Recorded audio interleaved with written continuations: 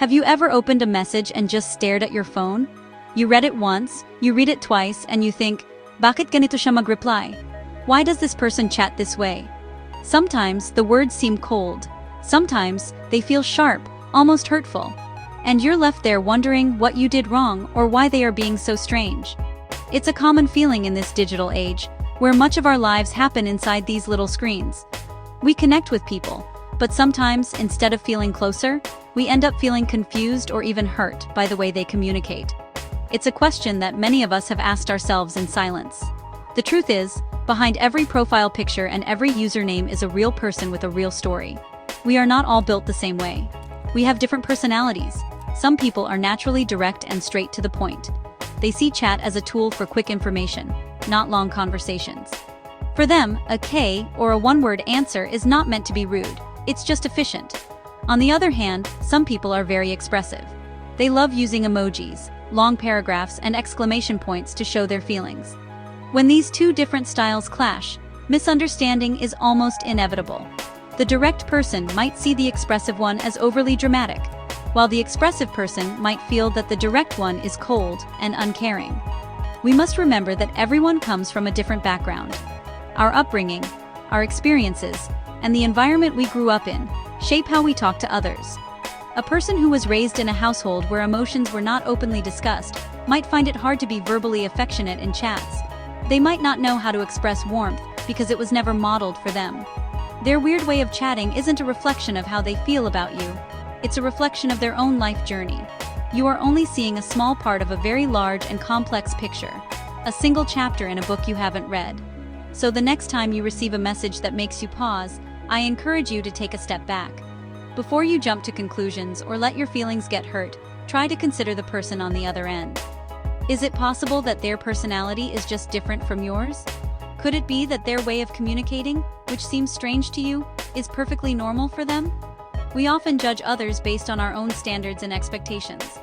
But maybe, just maybe, it's not about them being weird. Maybe it's about us learning to accept that there are countless ways to communicate, and not one of them is the single right way. Life is not always easy. We all carry our own set of challenges, our own silent battles that other people do not see. When someone is going through a tough time, their ability to communicate can change dramatically. Think about it. When you are stressed from work, worried about a family problem, or just feeling physically unwell, do you have the energy to craft the perfect, cheerful message? Probably not. Stress and personal issues can act like a heavy blanket, smothering our usual patience and warmth. That person who is usually bubbly and responsive might suddenly become quiet and distant. Their short, seemingly dismissive replies might not be about you at all. It could be their way of conserving what little energy they have left. They might be struggling with anxiety, dealing with a personal loss, or facing financial difficulties. These burdens are heavy, and they can make simple tasks, like replying to a chat, feel like climbing a mountain. It's easy to take their change in tone personally. We might think, are they mad at me? Or did I do something to upset them? But more often than not, their world is just temporarily filled with so much noise that they can't hear anything else, including the need to be polite in a chat. We have to understand that a person's digital behavior is not always a true representation of their feelings for us. It's a snapshot of their current state of mind. A person who is hurting might lash out unintentionally. Their words might come out sharper than they mean because they are operating from a place of pain. They are not trying to hurt you. They are simply trying to survive their own storm. They might not even realize that their messages are coming across as cold or aggressive. Their focus is internal, on their own struggles, and their communication becomes a casualty of that internal war. This is where our empathy becomes so important. Instead of reacting with anger or getting hurt, what if we chose to react with concern? Instead of assuming the worst, what if we gave them the benefit of the doubt? A simple message like, "Hey, you seem a little quiet lately. Is everything okay?" can make a world of difference.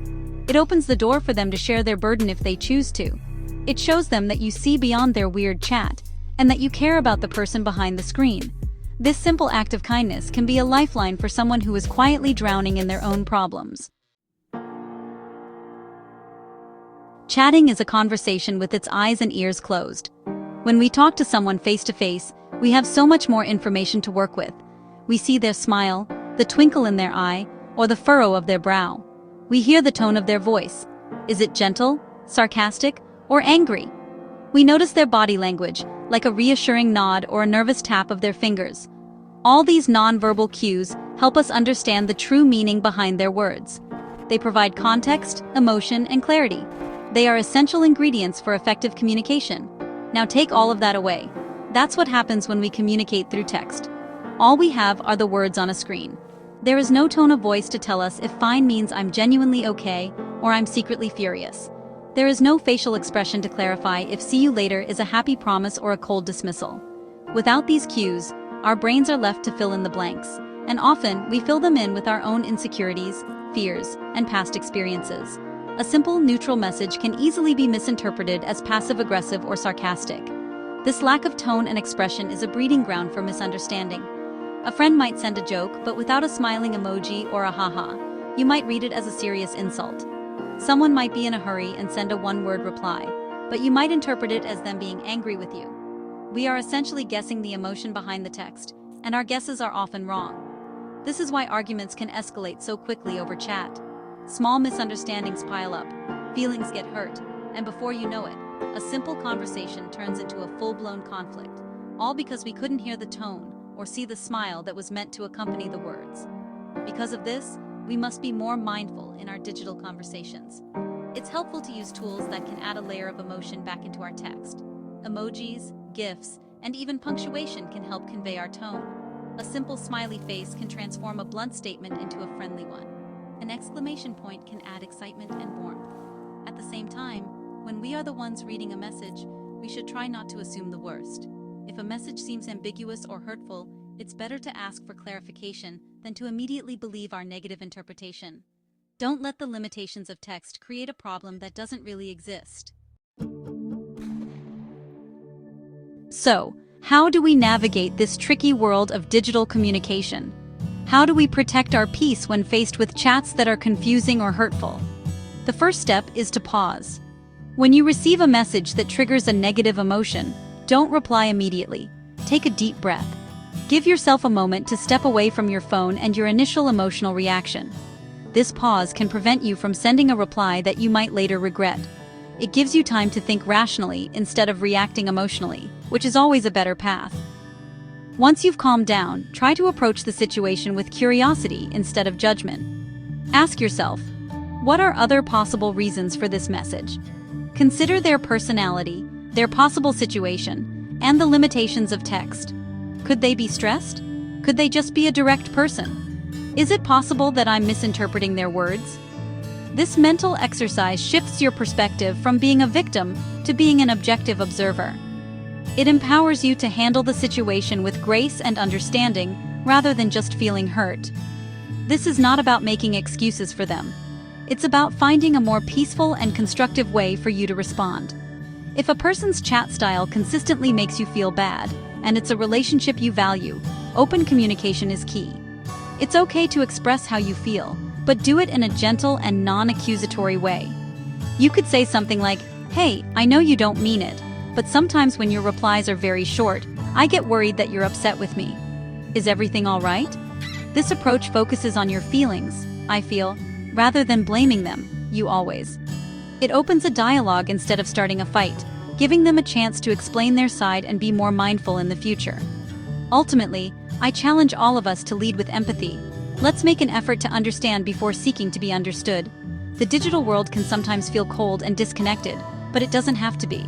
We have the power to bring warmth, patience, and kindness into our online interactions. Let's choose to build bridges of understanding instead of walls of resentment. The next time you encounter a weird chat, see it not as an attack, but as an opportunity to practice empathy, to communicate openly, and to strengthen your connection with the real, complex, and beautifully imperfect person on the other side of the screen.